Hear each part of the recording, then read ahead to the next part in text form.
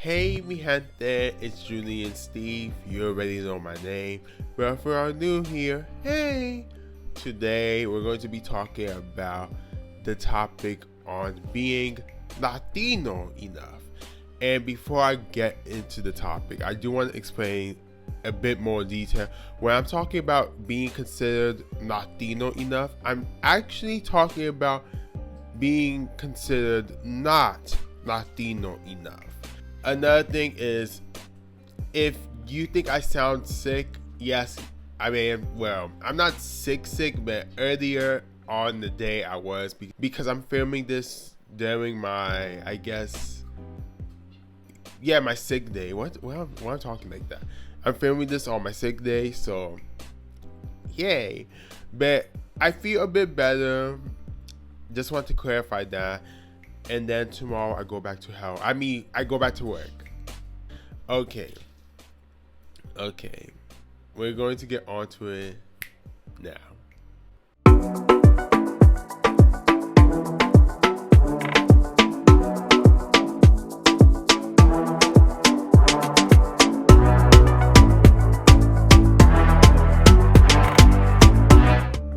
To break down this video, I'm going to be referencing this article.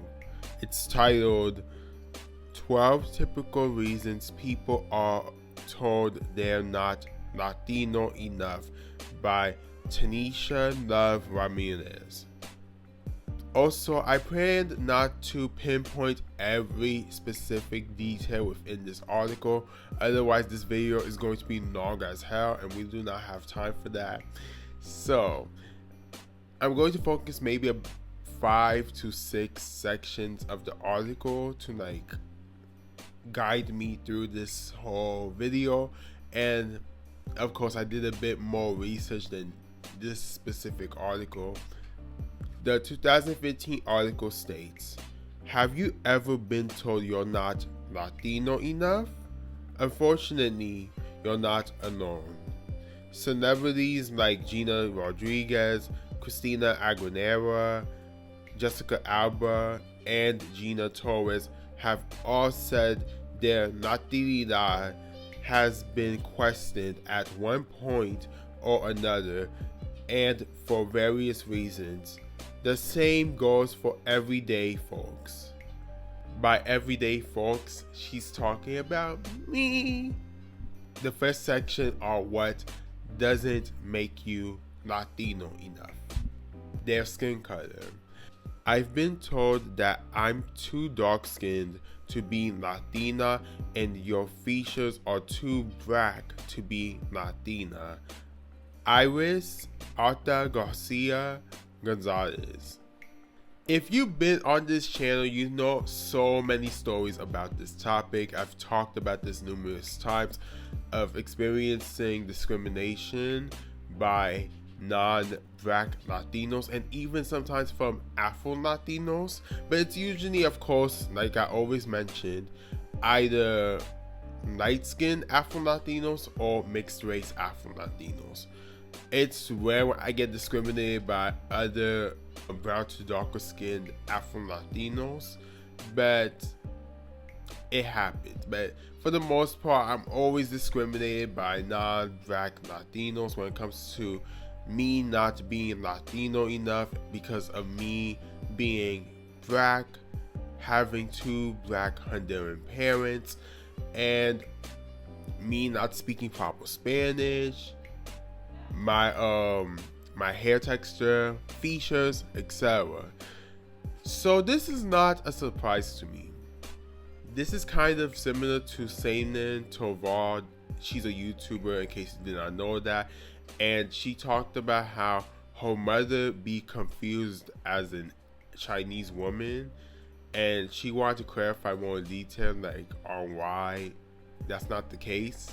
Hold on. I know what you guys are thinking. I already know what some of y'all gonna be saying in the comments, so just wait. First of all, I know, yes, underneath my nails is gross, but I promise I clean. I just do a lot of house chores, so.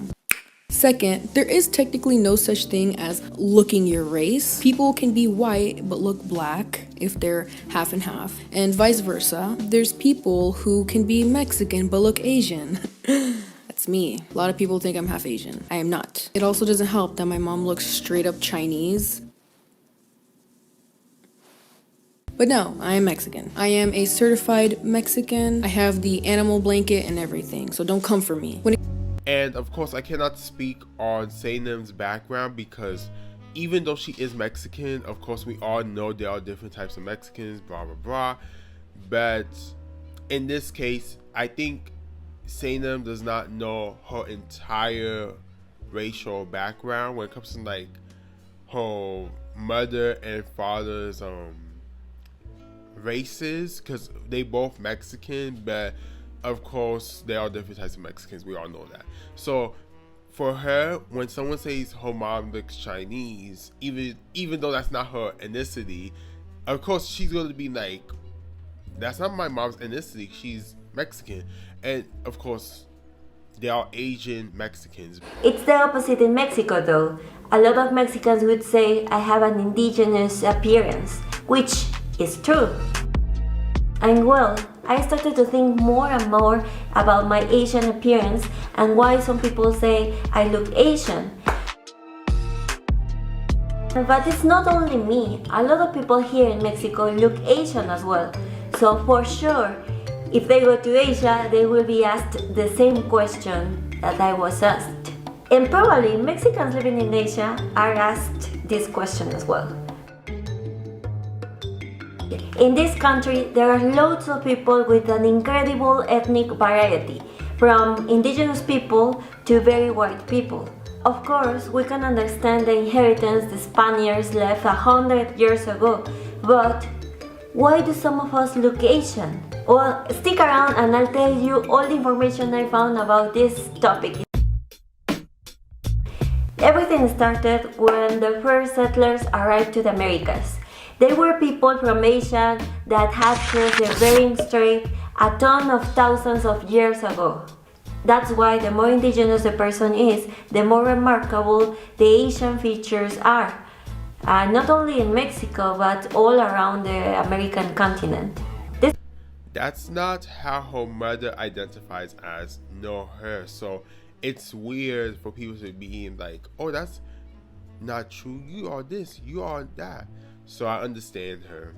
And who knows, maybe somewhere in Sam's background, someone is Asian. We don't know. We do not know. Another example would be Tom Delgado. He is also a YouTuber, and he has been questioned about his background due to the fact that he is a white Latino. To speak Spanish to me, I'm like, no, you're giving me away. I was just talking about, the Ninja Turtles, and they were buying it, and then eventually, they're like, outed. Nicaraguans don't know about Ninja Turtles. Yeah, exactly. What do you know about Ninja Turtles? So yeah, that is kind of the what ends up happening, I guess. But I guess I look a little different than what most people consider Latin Americans to look like. So that always, I guess. Which is another thing that I find really, really interesting. You don't necessarily, as people say, present Latino. I don't present. Yeah, I don't play Latino exactly right now. No, and you've gotten shit. Like, I remember, can you tell that audition story? Oh, yeah. So I once went into an audition. So my full name is Tomas Delgado without the H, Tomas, like my dad's name. And I went into an audition, and the lady, this is true, the lady asked me what my full name was. I just normally go by Tom Delgado, and I said my full name is Tomas Delgado. And she was actually writing on a clipboard at the time. And when I said that, she turned over to me and looked me up and down, literally, and then goes, ugh, everybody's got to be different, and rolls her eyes and keeps writing. In this area, I'm not surprised because I'm not going to front. When I watched his content, I thought he was white American or a different type of white person. But of course, I knew he was American, but I just didn't know his ethnicity. So once I started to watch more of his content further on, there was, I think, 1 or 2 videos where he was speaking fluent Spanish when he said certain words. So I was like, oh shit, he is not white. So yes, that could be a bias, I guess, on my end. So I apologize for that. I was sitting in a queer resource center at my university and was told by the staff that I am not brown enough to be an actual Mexican. I have a Mexican passport and birth certificate. Can you say what the fuck? Hugo Winter Augusto? Yikes, that's wild. I cannot believe that person had the nerve to say that to you. That's crazy. There are certain times when there's a huger amount of certain people within a certain demographic, for example, Mexicans, and you see these specific people, you're not going to think that there are brown to darker skinned Mexicans. That's not excusable, of course, but. And then this leads up to the next portion that I want to talk about briefly, and it's with Haitians. This portion, I want to talk about how there are certain groups within the Latino community that feel excluded, which is why they do not identify as Latino, Afro-Latino, any term, whatever. And I read an interesting article that I'm going to be referencing by Natalie Corinne. The article is titled, "I am not Latina, I am Haitian." She states, such betrayals are not only found in the 19th century.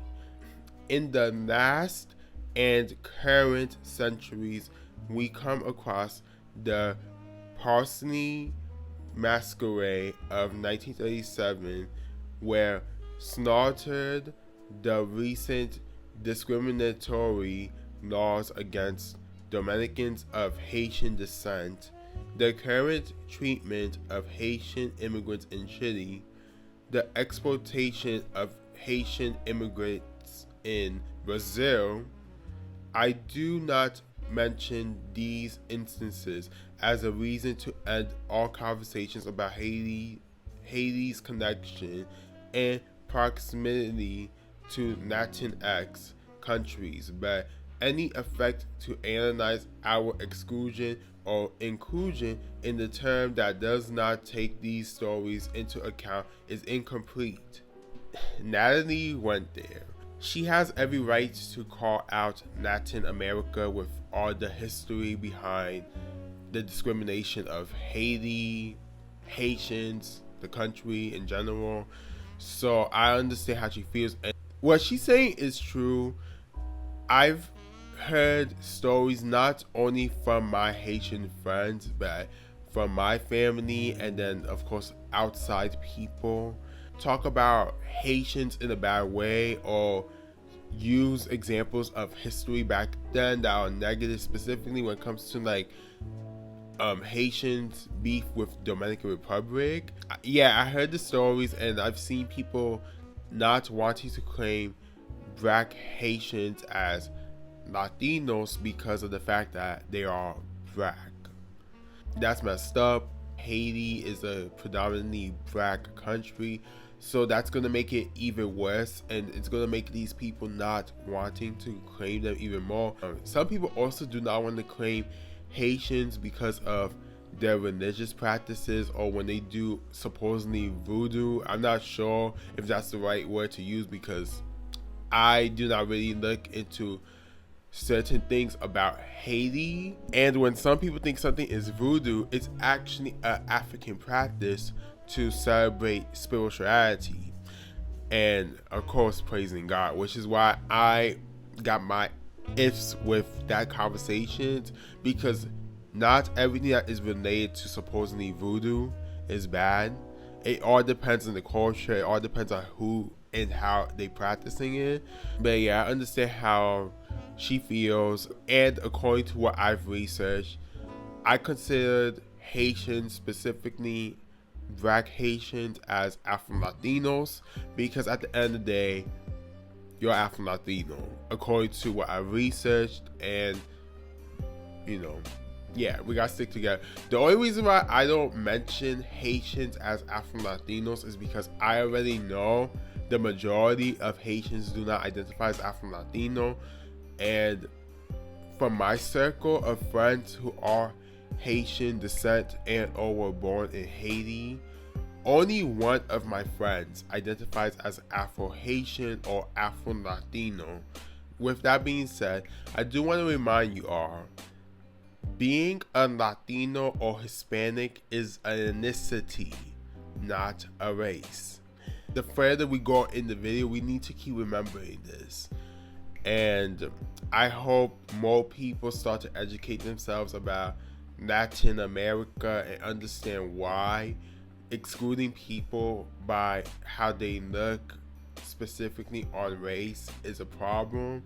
In How to Be Latino Enough, Embracing Your Unique Latinx Identity by Andrea V. Lopez states, for the Latinx community, our identity is multidimensional and multifaceted. Some define it by our family's country of origin being Mexican American, for example. Others prefer to use a pan-ethnic term like Latinx to describe themselves, while others identify with their race as Afro-Latino or their sexual orientation, a gay Cuban American. Exactly. Andrea speaking facts. Next, the way they speak. Because my Spanish isn't perfect, because my son can't speak or understand Spanish, my son has autism and speech delay amongst a few other things, and it is more important that he learn to talk and that he be able to understand and communicate with the therapist. Plus, English is my first language, so it doesn't come naturally. I want him to learn and hope he will, but I don't feel I am the most qualified to teach him. It doesn't mean I'm ashamed of my heritage or not Latina enough. I love being Latina and our culture. Yashi Afraro? First off, I hope Yashi Afrawo's son is doing well right now. Second, I totally understand you. Your son learning English is the most important thing right now. I mean, well, back in 2015, because probably by now I think he's doing fine, hopefully. But I applaud you for sharing your story, and do not worry, I do not judge you. My Spanish is not good, but also because I think when it comes to children with learning disabilities or disabilities in general, any type, physical or not physical disabilities, we have to all empathize and try to figure out ways to accommodate.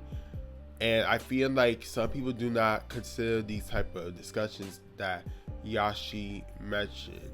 Speaking of this topic, YouTuber Dulcid Candy made a YouTube video on not being Mexican enough back in 2016, sharing her story about being judged on not speaking proper Spanish. I feel like needs to be had, because I do feel like a lot of us are being put into a little box and we have to fit a specific mold, and basically that defines how Latina you are.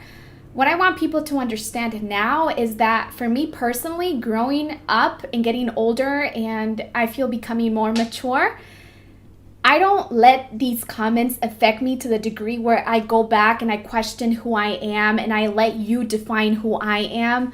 I put these videos on YouTube, but at the end of the day, I don't give out my whole life. You guys don't know how I feel when I turn this camera off. You don't know the thoughts that go through my head. You don't know my emotions. You don't know if I'm happy, if I'm sad, if I'm depressed, if I'm excited. All of these things, you guys have no idea. So you're trying to put me into a mold that you don't even know. You're not even familiar with who I am. And that's being judgmental. You're judging me for what your perception of what a Latina should be or your views in life. And I feel like that has a lot more to say about who you are for going out there and judging someone. Just you having those kind of thoughts say a lot about the insecurities that you feel inside. And honestly, the best thing that you can do is keep that to yourself. Do some inner work. Find out why it is that you feel threatened or why it is that you feel insecure because I don't speak proper Spanish. Why is that affecting you? I give props to Dulce sharing her story because I can relate to that once again. Of course, not similar. I mean, it's similar, but of course, her story is different from mine. But I can relate to what she's talking about being judged for not speaking proper Spanish or being isolated for not speaking proper Spanish. So I understand her. Another person who mentioned this as well is Sam Tovar once again, and it was in one of her videos where she talked about why she doesn't speak Spanish. Your language is what distinguishes you from everyone else. It's how you communicate with your people. And the mere thought that I can't do that is super heartbreaking. And it makes you feel like you don't belong in your group. And this isn't something that I have noticed. It's something that you guys have also noticed because I get comments about it all the time as to why I don't have an accent. Why don't I speak Spanish? Why don't I sound like my sister Penny? Why does she have an accent and I don't? I can speak a little bit of Spanish, but I'm always hesitant to do so because of these factors. It's not only the language issue that I face, to this day.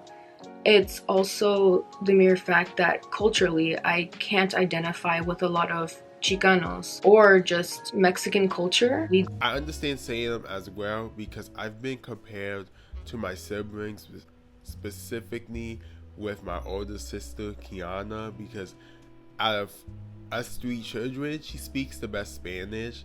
So people always compared me with her back then when it comes to my Spanish, even though my sister's Spanish, like all 3 of us in general, especially when we were younger, our Spanish deteriorated, but then my sister, since she was studying Spanish in college, her Spanish got better.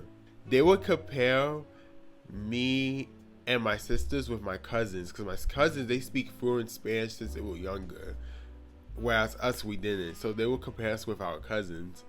But of course, now that my older sister, her Spanish got better, they will try to compare me with her too, or with my younger sister. But there are times when my family makes fun of my Spanish as well, but there's a difference because they'll do it in a malicious way sometimes.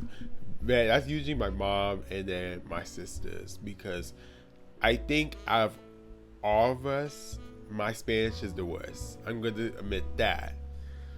I do want to acknowledge a few other Latinos within the public eye who do not speak either proper Spanish or they do not speak Spanish at all. Ariana DeBose, Jenny Ortega, Jessica Alba, Selena, Jennifer Lopez, Miguel, Karen Diaz, Mariah Carey, Bella Thorne, Mark Gonsunelos, James Rode, Julian Castro.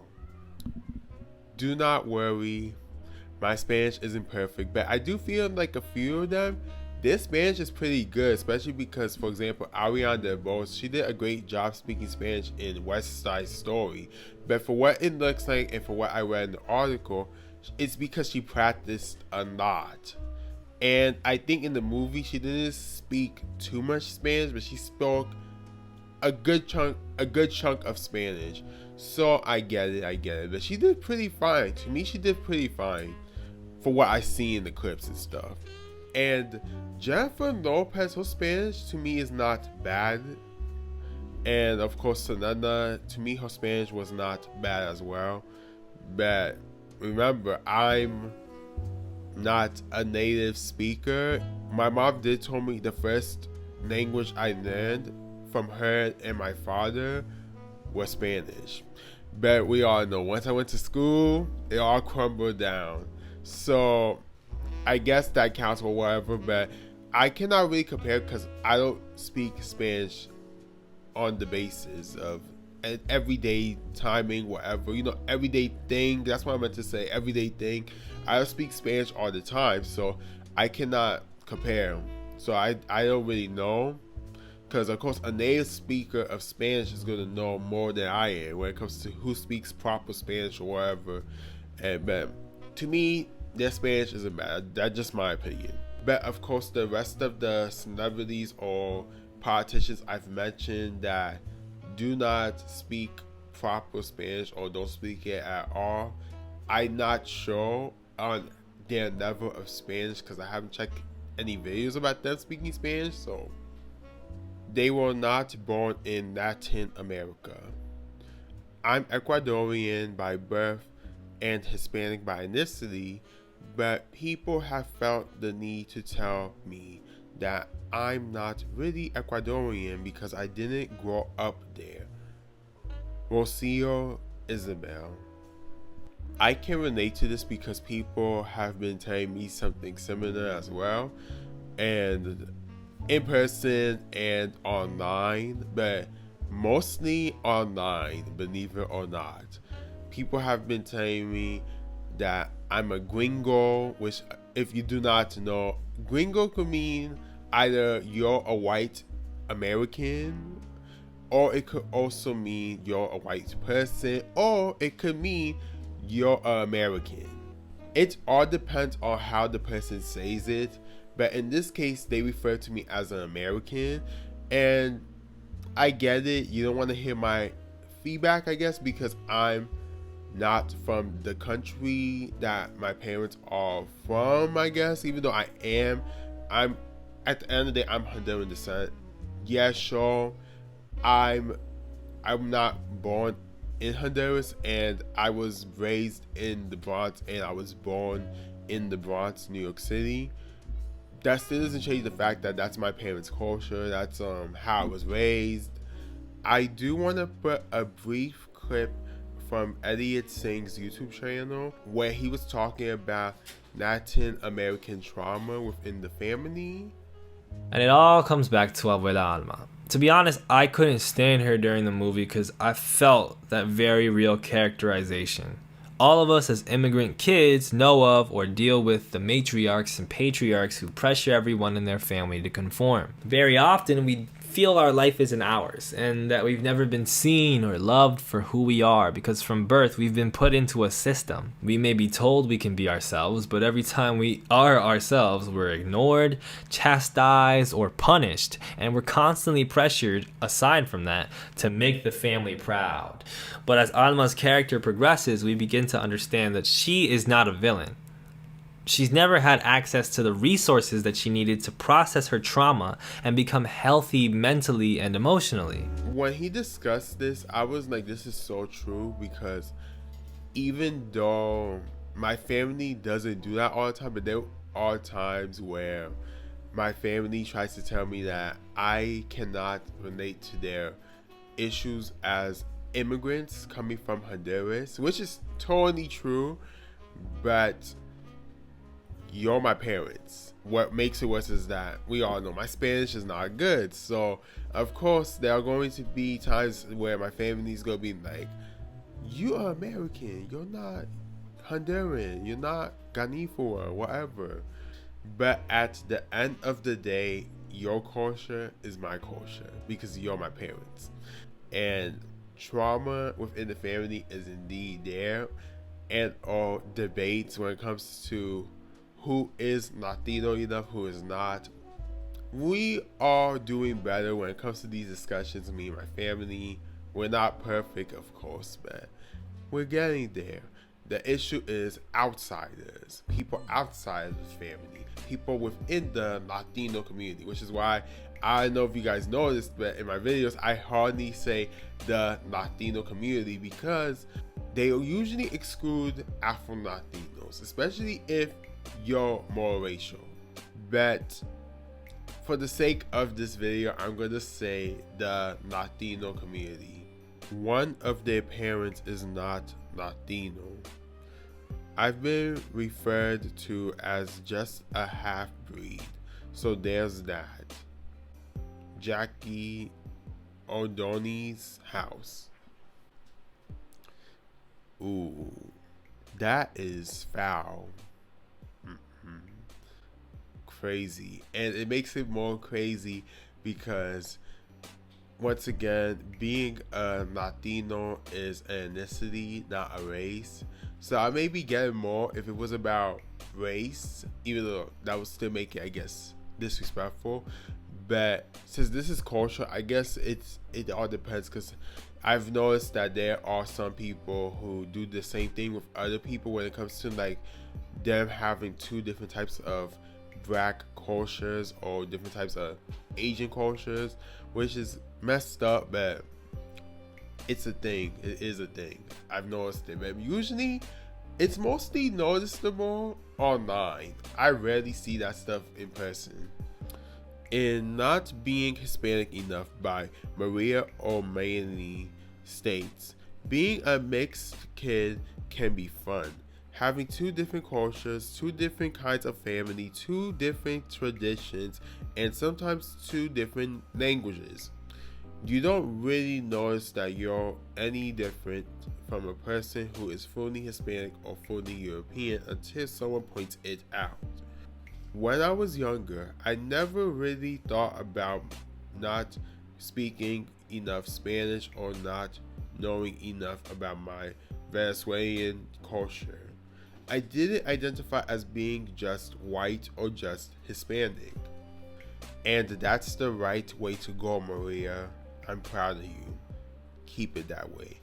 But I do hope that, hopefully, when it comes to race discussions within the Latino community, people are more willing to educate themselves. And of course, if you have different types of mixtures, whatever, that's totally fine if you prefer to identify with only your culture or cultures. They don't fit any stereotypes. My personal favorite is when people call me a white Mexican or a whitewashed Mexican just because I am not your stereotypical version of a Mexican. That doesn't make me any less of a Mexican. I agree with this. And it's crazy because I did not put the person's name on the side. So I'm sorry if I did not do that, which I didn't. And I just want to say that we can be all different and unique, because once again, being a Latino is not a monolith. But of course, people are going to place us in certain boxes and think that we're gonna all do things that are stereotypical within our ethnicities and or races. Very briefly, I want to show you guys 6 additional stereotypes from this article. I'm going to read the title right now. Additional stereotypes from 6 harmful stereotypes about Latin Americans by Emelina Benton. All Latin Americans have homogeneous origins. Latin American immigrants are out to steal American jobs. Latino masculinity equals dominance and violence. Latin American women are always the home caretakers and don't work traditional jobs. All Latin American families have multiple children. Latin Americans are unwilling to learn English. These stereotypes, I've heard them before. And even sometimes us Latinos play with the stereotypes as well, which is why we have to correct ourselves too and check ourselves as well. But once again, progression, we're going to try to get better. This is the part of the video where we get very personal about my experiences with not being Latino enough. I also want to mention that a few of the examples I'm going to give are examples I either A, I've hardly talked about it on this channel, or B, I've never talked about it on this channel. When I go to certain stores or parks, most non-black Latinos do not consider to think, oh, he's probably Latino too, like me, or he may not know Spanish, but he's Latino like me. They'll consider that. They'll think about that because they see me as a black American man or a black Jamaican. Sorry, I don't know why my brain got it. Or any insert black countries, predominantly black countries, they will think that's what I am. It's rare when they consider me as any type of ethnic group within the Latino community. It's rare when they consider me any of those, like as like a first choice. People are improving on not being ignorant or closed-minded and try to educate themselves and not think the first thing as just any random predominantly black countries, especially within the Caribbean, as just my potential background, which I appreciate. And of course, we are in the Caribbean. There are Latin American countries in the Caribbean, but you guys know what I'm talking about. I'm talking about countries that are not a part of Latin America, that are in the Caribbean. When I went to certain barbershops, especially in the Bronx, the non-black barbers, and even sometimes the Afro-Latino barbers, which usually were mixed race, they would on purposely either A, skip me, B, took longer to help me to get my hair done, or C, avoided me completely. And it bothered me to the point where I didn't want to go to the barbershops back then, when I was a kid and when I was a teenager, because that was the main times when this happened. It's made me view non-black Latinos differently. Of course, we all know not all non-black Latinos are like this, but when it comes to the barbershops, most of them they discriminate, and then they would say certain things about black people in a very disgusting way. And of course, it's usually tends to be racism or stereotypes. And then they will say in Spanish as if I'm not gonna know what they're saying, because I understand Spanish. I may not speak Spanish 100%, but I understand you. And you talking in a very disgusting way about people that resemble me. I don't like that. And that makes me end up wanting to leave even more. But then when I was a kid, I would just tolerate certain things because I was ignorant. But also I didn't know that I had the value to just leave and not tolerate BS. But you know, when you younger, you allow stupidities. Currently, the barbershop I go to, it's not bad, it's not toxic. I mean, of course, a few of the guys, they got their issues, you know. They, you know, childish. They say certain things that I be like one of the guys in the barbershop I'm in right now, he's Venezuelan, and he was talking about how there are no black Argentinians and black, I forgot what other countries. I think he said black Colombian. Yeah, he said there are no black Colombians and black Argentinians, and that is false. If you do your research, and of course if you've seen my videos on this channel, you already know that is false. I do not know where he got that ignorant information from, but yes, there are black Colombians, and yes, there are black Argentinians. Of course, most of the black Argentinians are mixed race, so in a sense I guess they're getting extinct, but nah, there are black Argentinians, best believe. And then I wanted to say something back.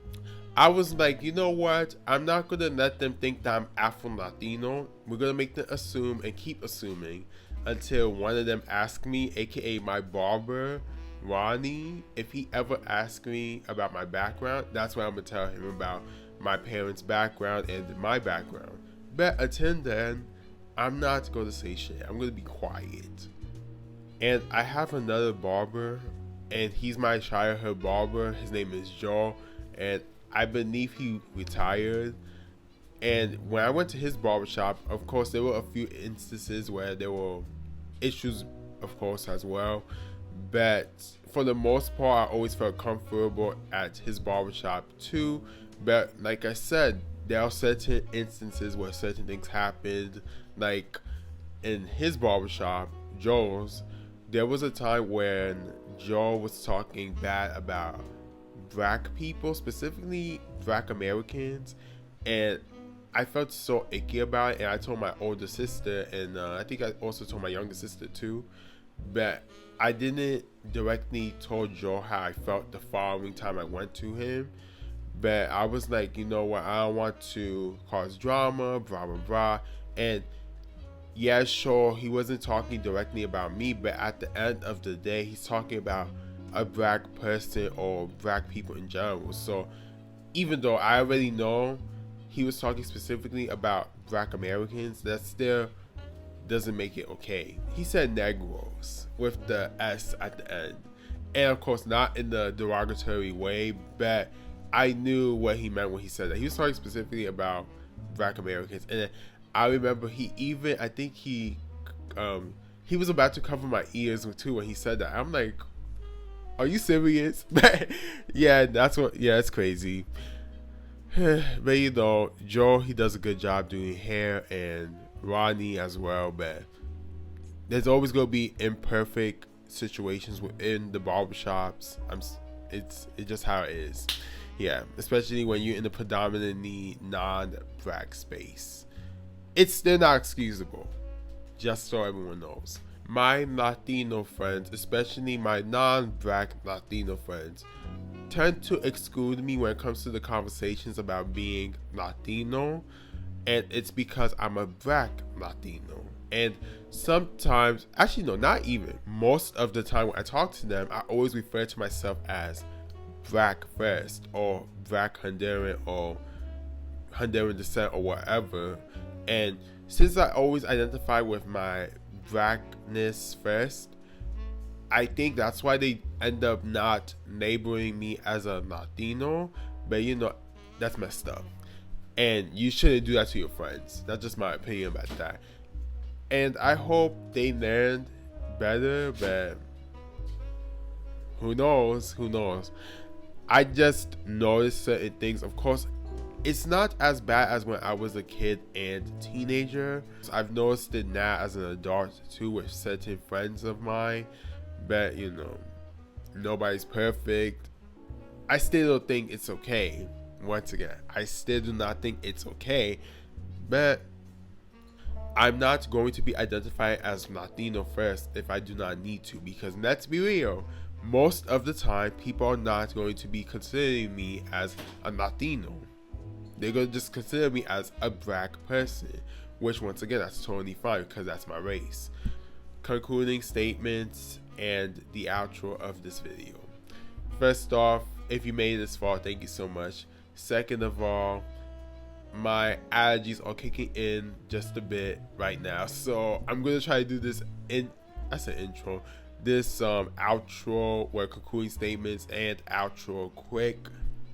What I wanted to say is that even though we all have our unique experiences as Latinos, and of course there are certain people who feel like they have more of a prestige as a Latino because they know Spanish better, they know how to culturally cook or interact with mostly Latinos, etc., like the examples I've mentioned previously. That still doesn't make you better as a Latino, because we all have our unique experiences and we shouldn't exclude each other. We should all be treated the same. We should all get equal opportunities, and we should all not be thinking that Latino, Hispanic, etc. is a race. It's an ethnicity. If you keep thinking about it as a race instead of an ethnicity, you're going to be excluding people from the community. Okay? Thank you so much if you made this far in this video. I appreciate you. Be sure to like this video. Please share this video because YouTube is not sharing my videos. I don't know why, but whatever. If you're new here, if you want to subscribe. If you want to follow me on any of my social medias, you already know what to do. Be sure to check out all the creators that I've mentioned, which by the way, they're all Latinos or Latina people. Thank you, Dulce Candy. Thank you, Sam Tovar. Thank you, Tom Delgado. And thank you to Elliot Singh. Yes, one of the best. And he's a New York City native. He's from Queens. I appreciate their content. And of course, I don't really know Dulce Candy's content that much because I got introduced to her by researching for this topic. But I appreciate her for speaking out and sharing her experience on this topic. It's very important. And remember, no matter your cultural background and your race, you're still a Latino if that's your background. Okay, mi gente? Okay, mi gente? Okay. Thank you and